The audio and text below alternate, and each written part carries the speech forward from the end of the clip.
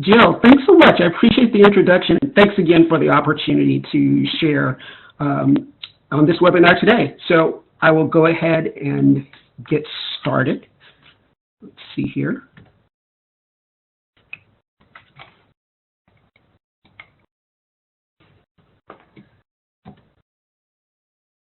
Okay.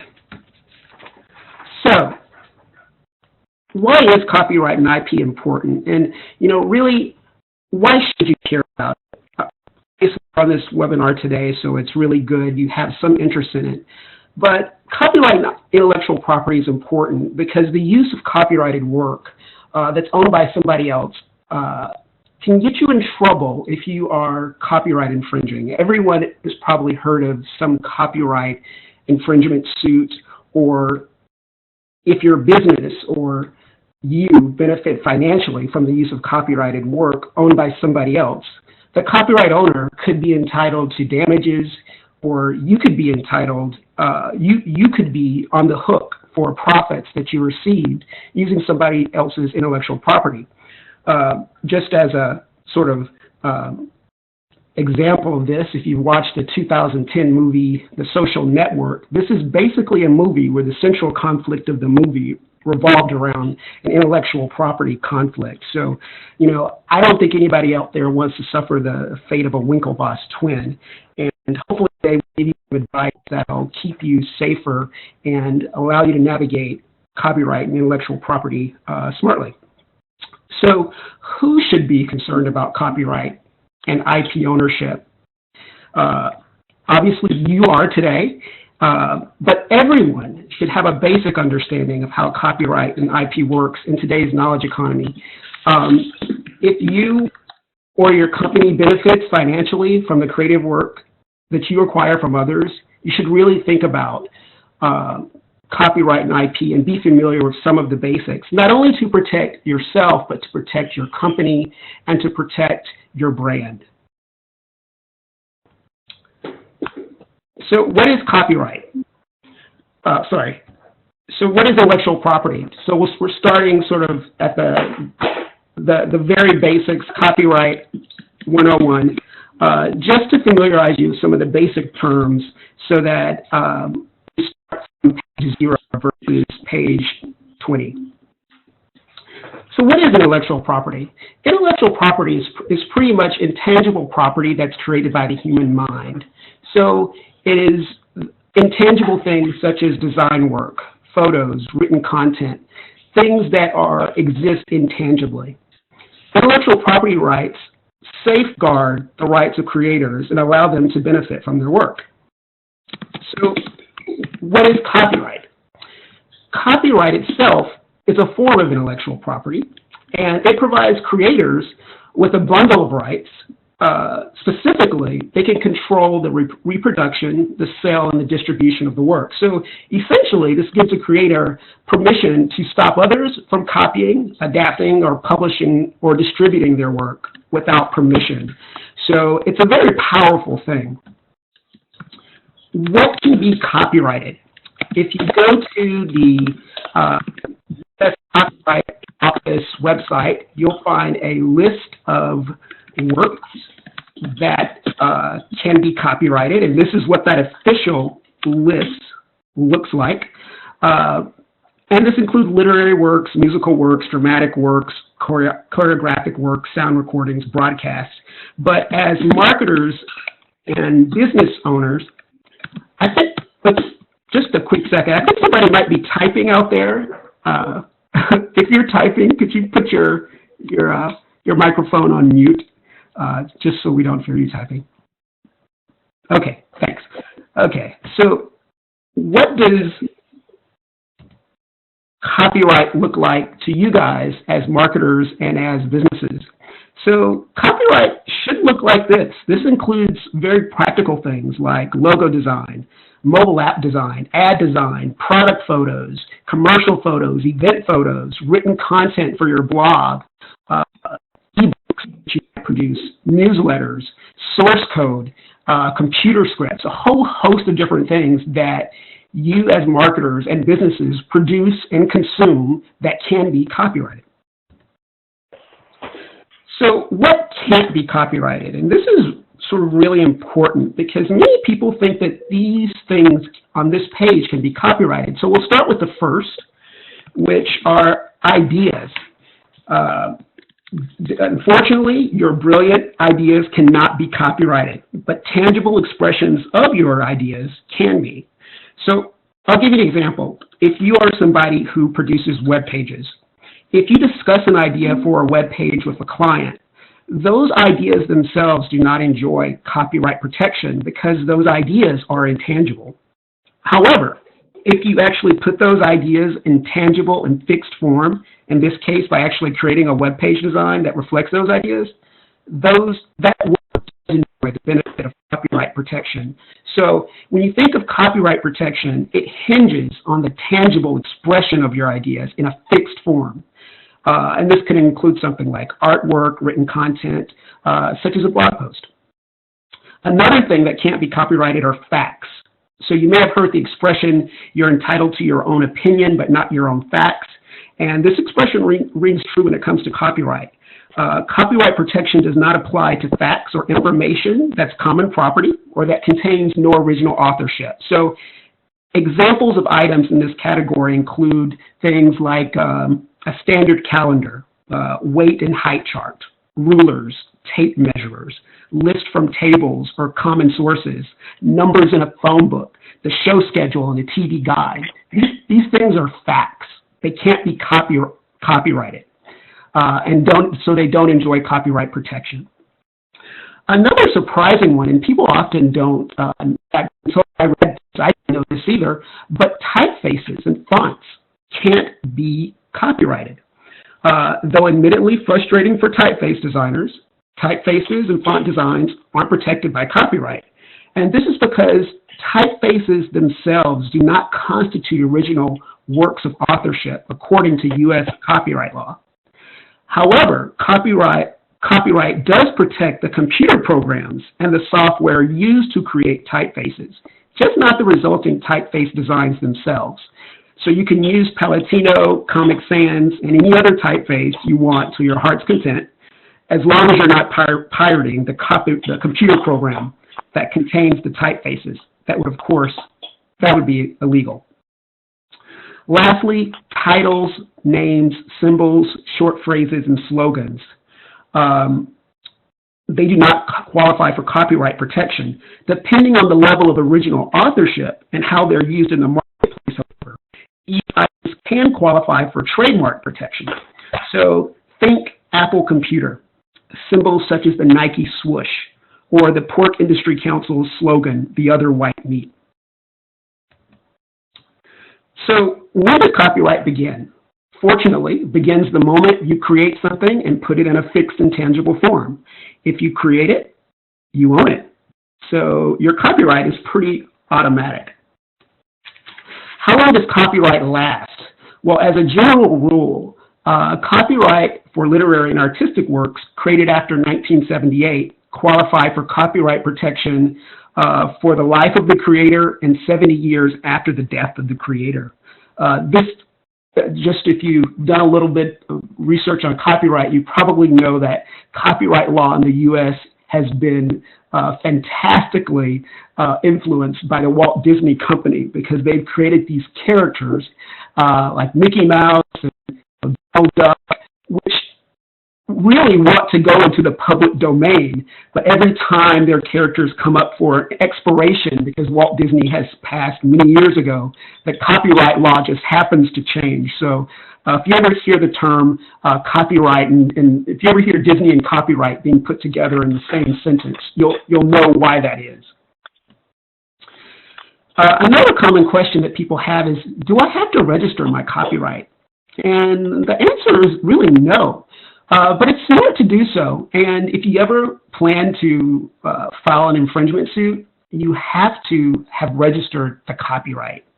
As a general rule of thumb, the more valuable a work is to you or your brand or your personal success, you'll find that it benefits from copyright registration. So examples of this might include ebooks that your company or that you might produce as a marketer, which you think might be associated with your brand. You might want to copyright that. Just in case there's ever someone out there who decides to take the material from your ebook and use it, you can be within your rights to make their ISP aware of a copyright infringement. You can do this online. You can register copyright online via the U.S. Copyright Office for $35. It's affordable and something you should definitely consider. And one other thing is you can also register a group of works, so not just one work, but a group of works at one time. Does the copyright symbol need to be on a work for it to enjoy copyright protection?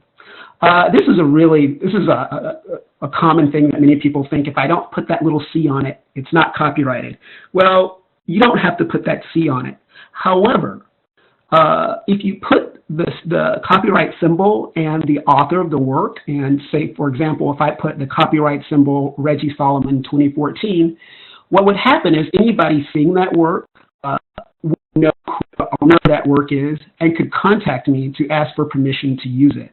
So without that notation, it would be harder for some people who might not want to copyright infringe, but who might really want to reach out to me and ask for permission to reach out to me and contact me. So it does serve some benefit, but it is not required.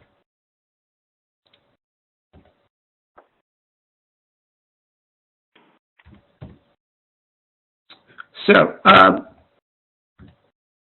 where do marketers and businesses get in trouble? There are 4 areas that you as a marketer in a business are likely to get in trouble if you don't understand, and if your employees don't understand, particularly those who have the ability to post things on the web or distribute things via social media to your clients. And the first area is not understanding copyright infringement. The second area is understanding the concept of what it means to for fair use of copyrighted material. Thirdly, understanding the difference between copyright and IP ownership versus copyright and IP licensing. And lastly, there's a lot of misinformation out there about work for hire and how copyright and IP are related to work for hire situations. So copyright infringement. Copyright infringement is pretty much, and you're probably aware of this concept, at least broadly speaking, any violation of someone else's exclusive rights to distribute, reproduce their work, it's copyright infringement, plain and simple. Whenever a work is used without the permission of the owner, it is copyright infringement. The test that a court uses to determine if a copyright infringement has occurred is a test that they call the ordinary observer test. So if they were to take an original work and hold an alleged copy next to it, and an ordinary observer could conclude that the latter constituted a copy of the former, then a copyright infringement has occurred. So you might want to think about this as sort of like the grandma test. If you put 2 items in front of your grandma and she would say that, you know, they look like the same thing, you might want to consider not infringing on someone else's copyright. So have you or has your business ever infringed on somebody's copyright? I'll be the first to admit that I have copyright infringed. Anybody that's probably used Facebook or been on social media has probably sometime in the due course of their life copyright infringed. So some of the common ways people do it are posting images from Google Images into blog posts. We'll actually talk about an example of that a little bit later on. Have you ever purchased an ebook in a PDF format and sent it on to a friend afterwards? That is technically copyright infringement. Have you or has your child ever traced the design of an image from a magazine or a book and passed the work off as your own? That is technically copyright infringement because it would be considered a derivative work. These are sort of the common ways that people copyright infringe, and they do it, you know, not necessarily purposely, but there needs to be a recognition of when we produce something in the name of the company or for our clients or as a marketer for ourselves, that we should be very careful that we do not copyright infringe on the rights of others, because creators do have a right to benefit financially from their work. So I thought I'd discuss sort of two copyright infringement examples, and you can find links to the story on the presentation. But I'll go through two companies that their experience with copyright infringement. And the first is on the left. This is a company called the Content Factory. They produce content for small businesses, and they happen, one of their client companies that they work with, one of the writers that works for the Content Factory produced an article for the client and posted a photo with the article on the client's blog. The photo was a photo that wasn't owned by the Content Factory. The photo was put on the client's blog. The client 3 months later received a letter from a lawyer asking for $8,000 for use of that photo on that website. Now, granted, if you look at, they actually went back and looked at the article, less than 100 people had actually clicked on or read that blog post.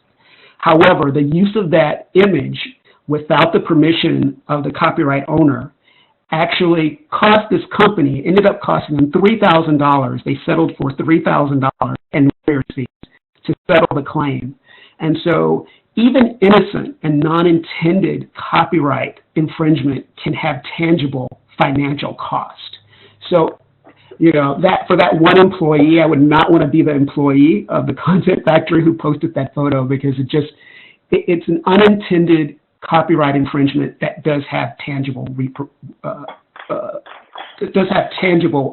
impact. So the second case, and this is a case that's been going on for quite a while. You may have heard about it, particularly if you are a designer or somebody in the graphic design field. There's a company called the Modern Dog Company out of Seattle.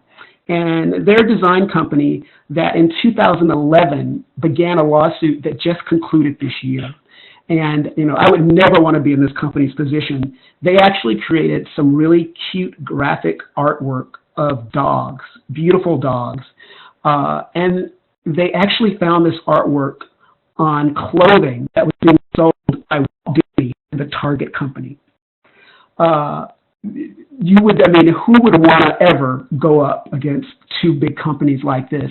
The people in this company really wanted to stand by that they were the creators of this work, and they ultimately settled on New Year's Eve this year for a settlement that, of course, has not been disclosed. But during the process of going through this lawsuit, the owners of the Modern Dog Company had to actually sell their house in order to fund the lawyers.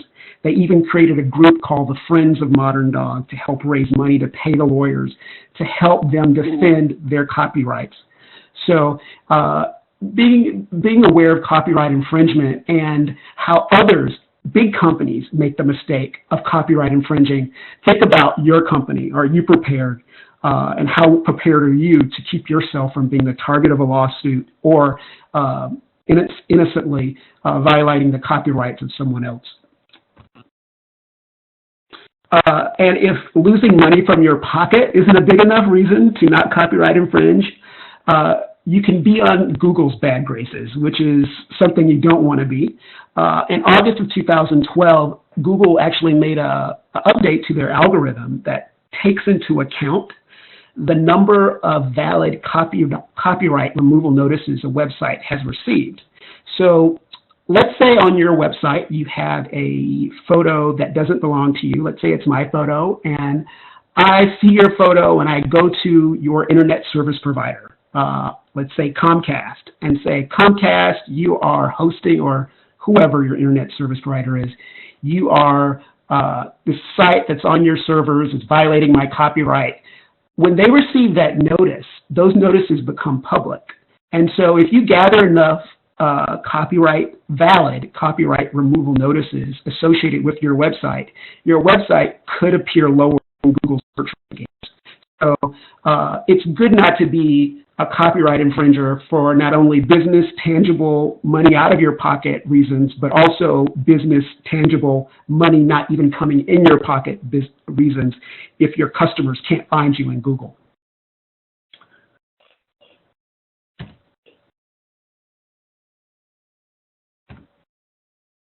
So fair use. So when does the use of copyright protected work without permission not qualify as copyright infringement? And so this is where people get in a lot of trouble. When the use of the work is protected under a doctrine called the fair use. So fair use is basically a concept that balances the needs of the copyright holder with the public's interest in commentary, criticism, teaching, scholarship, research. I'll give you an example. If I wanted to critique the work of a designer, I could choose to feature an image of that designer's work in an article to critique it.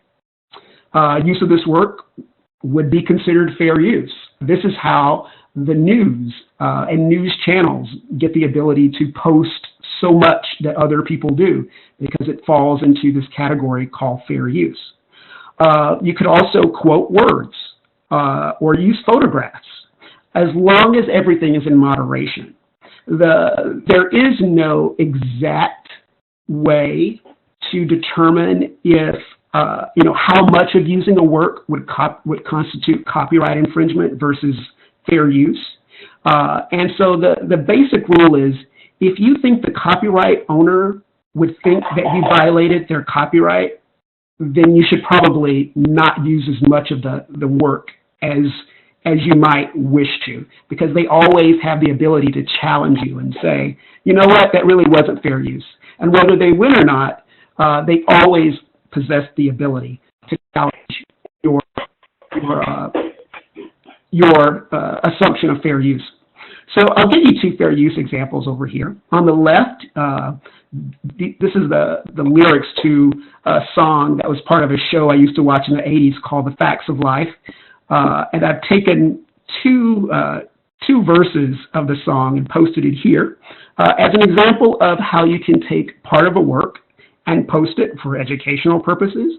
And also you want to recognize the source and where you got it from. On the right, this is an example not fair use. Remember, we talked a little while ago about tracing and tracing over images in a magazine.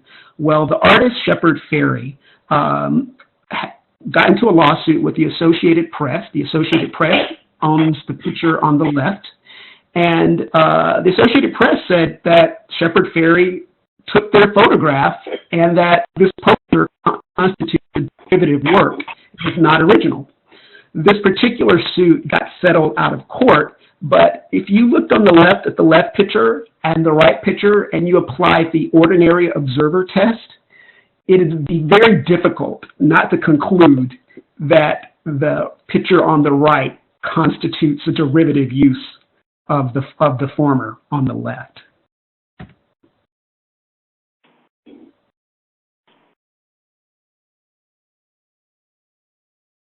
So luckily, there is a guide to test what constitutes fair use and not fair use, so that you can tell if you're copyright infringing or not copyright infringing. I'm not going to get into the details here during the webinar, but you can check out an article on our website, how to determine if your work has been stolen or adopted for fair use with a 4-part test. And that's a useful way to determine if something is fair use or not. So this is another big area: copyright and IP ownership versus copyright and IP ownership versus licensing. So the two concepts here, ownership and licensing, I would almost, you can think of these two things sort of like the difference between owning a house and the difference between renting a house. When you own a house, you can do whatever you want to. You got full rights to paint your house whatever you want to. You can sell it. You can allow others to come over. And the same is true with copyright and IP. Copyright ownership grants you full rights and full usage. One of the pros of copyright ownership is that you own your work and you own your future. You own the future to be able to sell your house. The one con of ownership is that copyright ownership can often be more expensive than license use. And the same is true with owning a house. It can be much more expensive to own a house than it is to rent a house. Things that people typically want to own when they are a marketer or a business, and are sort of creating assets related to that business. Logos. People want to own their logo designs because they put those things on many things: print material, electronic material, T-shirts, pens, pencils, all sorts of marketing material. Photography, product shots, event shots, written content associated with product descriptions. If you own it, you can sell it. It's very hard to sell what you don't own, which gets us to licensing. And licensing pretty much grants usage, but not ownership. So in the case of renting, you'd be able to use the house, but you wouldn't be able to sell your rented apartment or your rented house. And the pro of this is that it can be cheaper than acquiring full ownership, which is great. The con is that the usage rights, just like owning an apartment, the usage rights can be limited by your landlord, or in this case, for logos and other sort of image-related things, the copyright owner can restrict your usage. So a perfect example are stock photos and images from companies like Shutterstock or iStock Photo. Many of the images that I've used in this presentation were images that I bought a license to use from, for example, iStock Photo. I purchased the image for $1. They licensed me the use to use this image that they gave me electronically.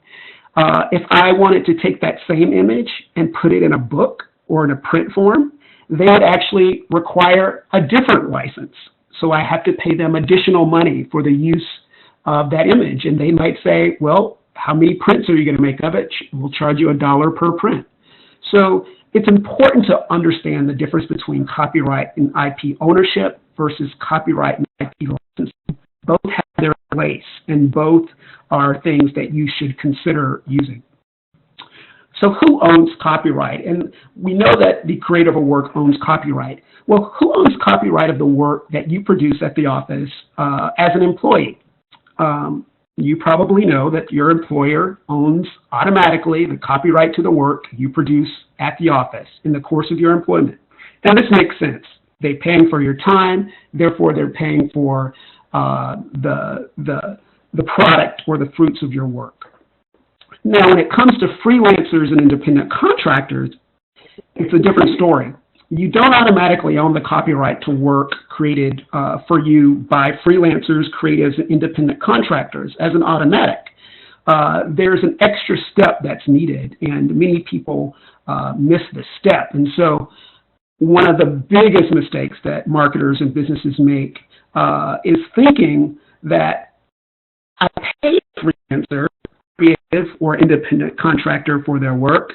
Don't I automatically own full copyright and IP ownership rights to the work just because you paid for it or just because I paid for it? And the answer is, unfortunately, no. Think about the last time you went and bought a book. You bought the paper, you bought the ink, but you didn't buy the author's words or their thoughts or the illustrations. The same holds true for intellectual property, such as design work, photos, and other written content that you might receive from people you might be subcontracting work to. Any transaction in which a person wants to hand over full copyright and IP rights of their work to someone else is incomplete unless it's transferred formally in writing. So in the case of above, so let's say you paid a creative or a freelancer or independent contractor for their work, what would you actually own? Well, you'd own a non-exclusive license to use that work in the manner that it was associated with the project. So that means that you could use the project if someone created a website for you, you could use that website. But if you decided to print that website on paper, that would be a different use than the one that was associated with the original project. Also, a non-exclusive license means that freelancer, independent contractor could sell exactly what they produced for you to someone else because they just gave you a non-exclusive license. They didn't give you an exclusive license saying that only you can use that design work, that photo, that written content that they produced for you. So that means that they could resell the work. So how can copyright and IP ownership be transferred? Again, it can only be transferred through formal written agreement. This is often referred to as a copyright transfer, or if you are reading a contract, many contracts refer to this as a copyright assignment, where you transfer or assign the copyright and ownership to someone else. Typically speaking, when copyright and IP ownership is addressed, it's usually addressed in one of three ways. And this is what we found in our research and talking to clients and to creatives. It's usually handled with a contract in which a buyer receives the full ownership rights to the work that they create, to the work that has been created for them upon payment to a freelancer. So contract provision will say, Reggie, you'll get the rights to all the work as soon as I'm paid. Very typical. Another way that this is done is a contract in which a freelancer actually retains the ownership rights to the work upon payment, but licenses the use to the buyer. The third is that copyright ownership is not addressed at all. And that's even if a contract is used. And this might seem a little bit counterintuitive, but you think about it, many times contracts are concerned with things like deadlines and penalties for missing deadlines, or the freelancer side, payment, and what happens if I'm not paid. So oftentimes you can have a contract that doesn't address copyright and IP ownership. So what happens if you don't get a copyright or copyright transfer or a copyright assignment? Again, in most commonplace situations, you would automatically own an implied license, an implied non-exclusive license to that work. However, you wouldn't own that work, meaning that in the future, if you wanted to change something, you would have to get the permission of the creator to change something or to use the work in the future. So let's say, for example, I have a logo created for me by a freelancer and I don't get a copyright transfer. If I wanted to change the color of a letter in the logo, I would technically have to go back to that freelancer and say, can I get permission to change the logo and feature it in a different color? Because they are the owner of the work, and altering the color of even one letter would constitute something that would require their permission.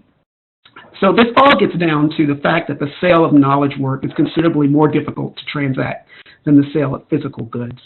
And one example is, if I wanted to buy a table and I gave you $10 for it or $25 or whatever, you'd give me the table and I would own it. We understand how things work in the physical world. If you gave me a picture of a table and I gave you money for it, you would still own the image of the table. I would just own that particular photograph. So the way things work in the physical world do not translate when it comes to intangible property. And this is really important in the knowledge economy. So work for hire. This is very important. If there's something that you get from this presentation, remember this. Work for hire language is the language that many people use in contracts with freelancers and creatives. And work for hire is a special situation in law that allows for creatives to almost seem legally like an extension or an employee of a company, so that in this case, the client would receive the copyrights to the work produced just as if the person who was a freelancer were a direct employee. When work for hire situations, buyers and clients automatically own copyright to the work produced for their organization. Work for hire arrangements are only valid, and this is important, they're only valid if there's a signed agreement with both parties, and both parties indicate that this is a work for hire situation, and the independent contractor is creating a work that falls into one of these 9 categories. So take a look at these 9 categories, because it is pretty limited. Work for hire can only be done for these 9 categories. It includes a category of an atlas, which is probably not a category of work that's frequently done. It does include graphic work, translation, compilations. The really important thing to remember for work for hire situations when it comes to copyright, and this is where people mess up. If a work for hire situation does not if the product of the work does not fit into one of these 9 categories, even if you have a contract where both of you are agreeing that this particular job or project is being done work for hire, even if you both sign it, and even if both of you agree that it's work for hire and it doesn't fit into one of these 9 categories, it does not qualify for the automatic copyright and IP transfer that happens when someone is doing a work for hire within one of those 9 categories. And you still would have to go through the additional step of clarifying copyright and IP ownership arrangements. So this is a huge one. Many times clients try to include work for hire language in contracts as a way to keep them from having to even deal with the copyright and IP issues. And so it's important that you, when you're commissioning work from others and receiving and producing work for others, that you're aware of this.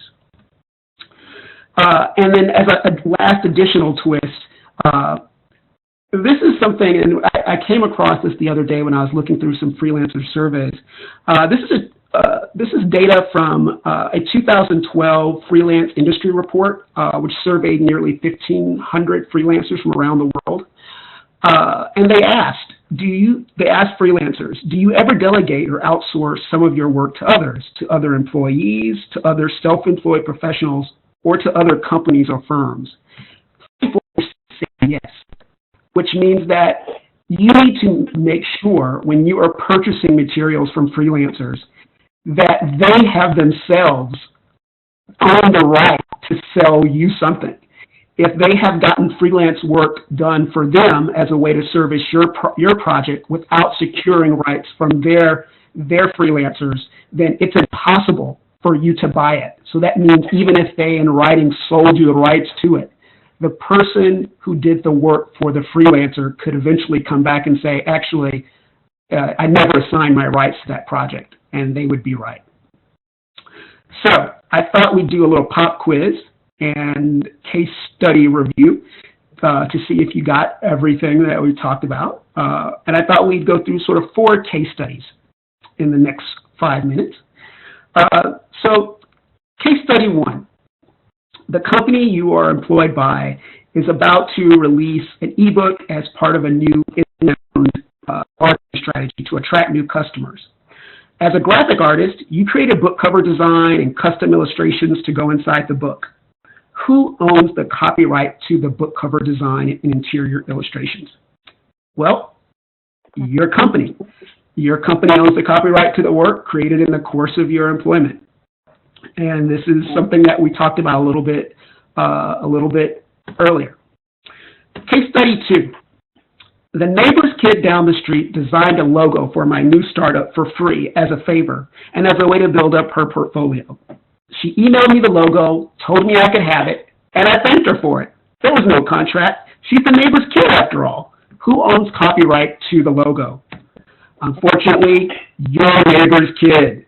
You own an implied license to use the logo for your new startup. So it's important to think about the step of copyright transfer, even if it's a casual situation of a neighbor's kid or friend doing you a favor. Case study 3. One of our nonprofit volunteers created a new design for our website, which really looks awesome now that it's been redesigned. We took the volunteer out to dinner to thank him for helping us out since we can't afford his regular website design fees. There was no contract. He's a volunteer after all, and we're a nonprofit. Who owns the copyright to the new website design?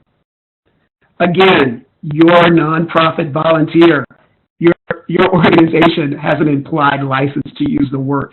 And this one right here in particular, I brought this case up because back in 2008, when the economy sort of tanked a bit, some web designers, this was particularly rampant in the Silicon Valley area, would go to nonprofits and volunteer to, and this was unscrupulous website designers, would go to nonprofits and say, hey, let's volunteer to redo you guys' website since, I don't have any clients anyway, I might as well do some good.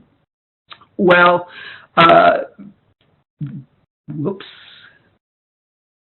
hold up. Many of these website designers then sent their clients, or in this case, these nonprofit groups, a bill for their services. The nonprofit clients got these bills and said, no, you did this as a volunteer. And they said, well, actually, because I redesigned your website, I now own it. So if you actually want to change anything on your website again, you have to get my permission because I'm the copyright owner of the work. There are many court cases on this exact point. So it's very important to own the copyright to the work you're receiving from others and go through the step of receiving your copyright and intellectual property rights. And then lastly, we'll end with the fourth case study. My company hired a freelance copywriter to produce a new marketing copy for our new sales brochure. I signed a contract the freelancer gave me, which included the deadline when I was to receive the work and how much the freelancer was to be paid.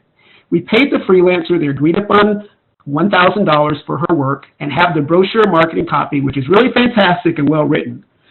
Who owns copyright to the marketing copy? Answer, read the contract. If the contract does not explicitly assign copyright and IP ownership to your company, you own an implied license to use the work by default. Your payment does not automatically confer copyright and IP ownership transfer. So this is the end of what I had for the presentation, but in case you're looking for more information, I really encourage you to stop by the U.S. Copyright Office website. That's the link to the site there. And if you want more resources on how to navigate copyright and IP smartly, you can check out our blog. We have a lot of resources there. And if you have any other questions, you can just drop me a line. There's my contact information there. So I will give it back over to Jill and open it up for questions. Great. Reggie, thank you so much. This you're welcome. Information. We've got a few questions. So the first question is, would I be able to register my copyright on my own, or do I need a lawyer? So you don't need a lawyer to register your copyright technically. What I would say is I would consider using a lawyer depending on the scale of the work. If you want to register copyrights for your $20,000 graphic design masterpiece, you might want to go to a lawyer. If you want to register the copyright to ebook that you created that took you 3 months to write, you could probably go and register that yourself. Or if you wanted to register the copyrights to a blog post, you could probably put together a series of blog posts and register them all at one time. It really has to do with your sort of your level of comfort in registering copyright. Now, if you were asking me about trademarks, I'd say go to an attorney right away. Don't even try to do it by yourself. But for copyright, you can do it yourself and register online easily. Only costs $35. Wow, that's amazing. Yeah, it's pretty simple. So we have another question. You had mentioned at the beginning that the fonts can't be copyrighted, but what if the font was created from my handwriting? There's software these days where you can model a font off of someone's actual handwriting. Can that be copyrighted since I wrote it?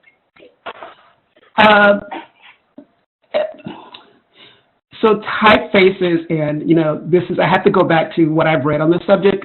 Typefaces cannot be copyrighted. And think about it. Let's think about it for a second. If you could copyright a typeface, let's say you copyrighted the letter A, written in your typeface. Well, anybody else who had anything resembling something like the letter A would be violating copyright. This is why I think that this copyright for fonts doesn't exist. However, you can have copyrights for the program that you sell to somebody else that includes your font or your typeface. So no, you can't copyright a typeface. However, if you're putting together design, you're putting together a complete, like a logo, something that's logo worthy, then a design could qualify for copyright protection, but the individual typeface itself does not. Okay. So there is a question around portfolios. So I'm a designer, and I sell my creation and note it in to the company that I'm working with. But what are the rights around being able to display that work in my portfolio?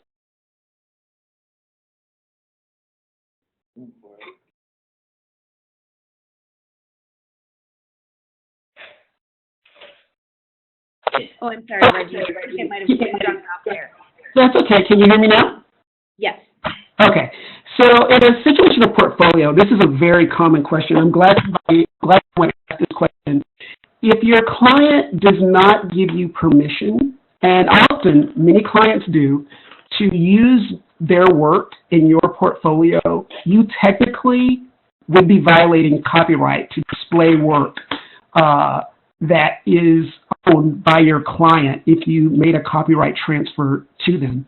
Many designers include a provision in their contracts that gives them the ability to display their work in a portfolio.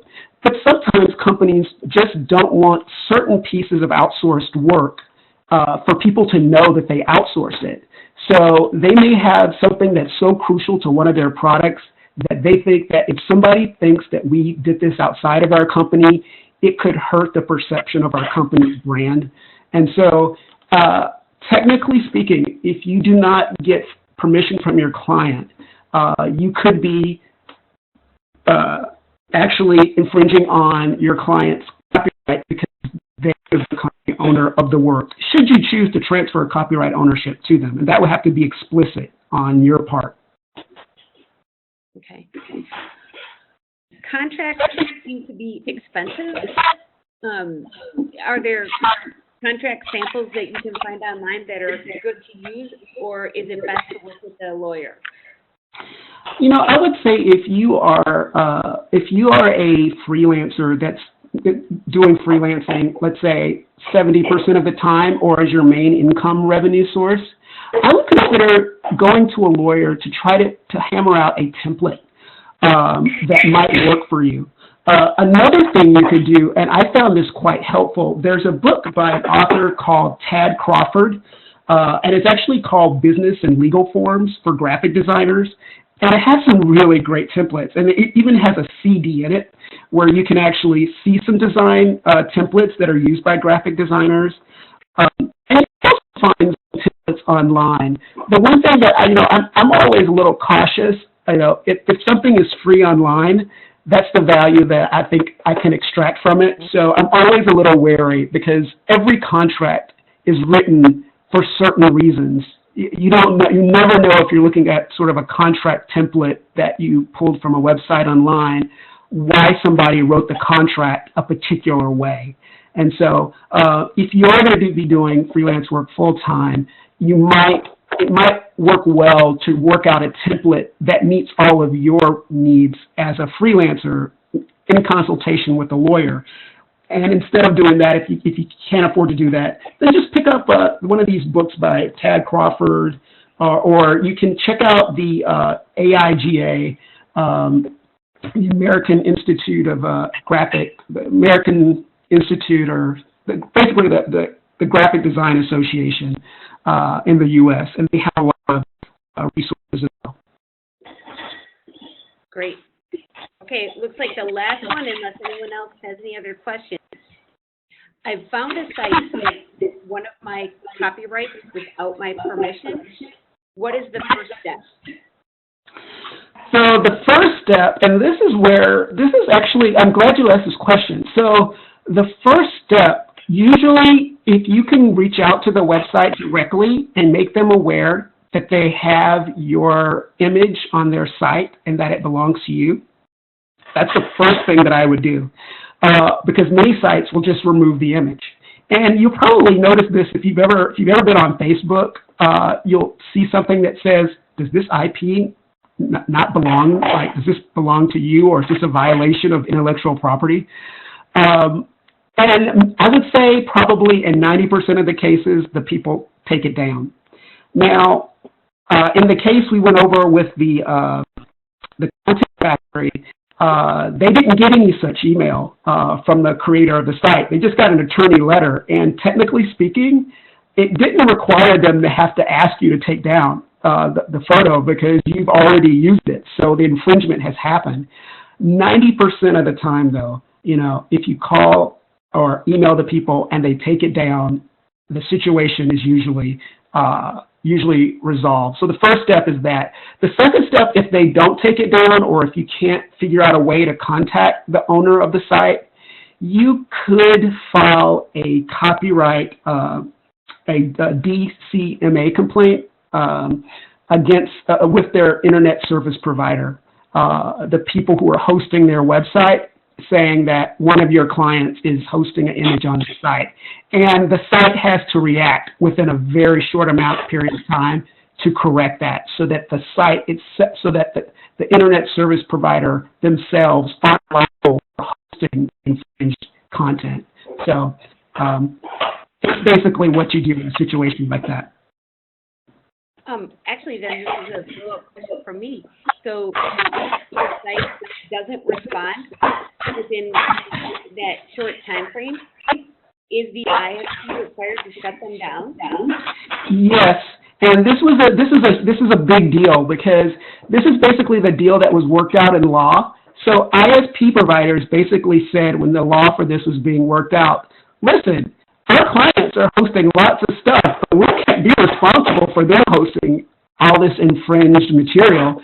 But so the deal they worked out is, okay, we're not going to make you as an ISP liable for the copyright infringement for your clients who are hosting copyrighted work on your servers. However, if someone does file a complaint, you have to take down that copyrighted material. So that could include taking down the page of the website that hosts the copyright infringing material, or taking down the entire website. If it's a small blog, I could easily see a internet service provider saying, you know what, we're just going to shut down the whole blog until we work out who's the copyright owner of the work. Typically for bigger sites, though, they just take down that one page. Mm-hmm. Wow, that is very interesting. I wasn't aware of that. Reggie, thank you so much. This has been so helpful. Great questions.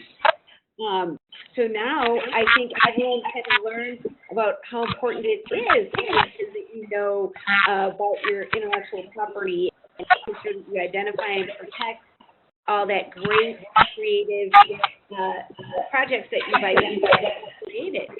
So we'd like to offer the attendees 30% off of our ID or IP product, which is a report that helps you identify your potential intellectual property and then provides a custom report with some potential next strategic steps to pursue. So just use the promotion code webinar14 at checkout, and you will receive a 30% off discount from attending today's webinar. Great. Well, Reggie, thank you so much. Thanks so much, Jill, to you. I really appreciate it. This is great information and a great way to start off the relatively young year. All right. Watch for us. We will have a monthly webinar every month, and eyes out for March's webinar. Thank you so much. Everyone have a great rest of your day.